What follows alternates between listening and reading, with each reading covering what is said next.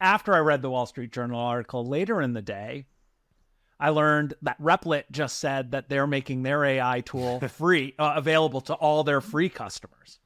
And so on one side, you have an incumbent, tons of money, partnered with OpenAI. So whatever money it costs them, it just goes right back to them at 40% or whatever percentage of OpenAI they own in enterprise value. It's a pretty good loop there. But on the other side, you have Repet saying, hey, we're going to put these tools in the hands of everybody, even our free users. And my understanding, I don't know this perfectly, but it sounds like Repet built their own models and isn't reliant on top of OpenAI in order to build these things. Maybe they were early on, but built their own code-specific models.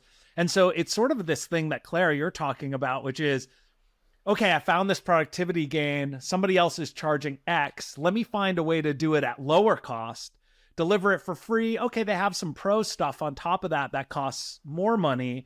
But now all of a sudden, this doesn't just drive down the cost to an end user, it drives down perceived value. Because now, like I always joke that Slack's number one competitor was Slack's free product. That the better the free product was, the lower the perceived value of the paid product was to that same exact customer. Because they're not comparing it to the lack of productivity if we don't have this tool. They're comparing it to the productivity they gain from the free version. So now it's like, okay, now there's a Repet doing a 90% as good, let's say, or 95% as good thing for free.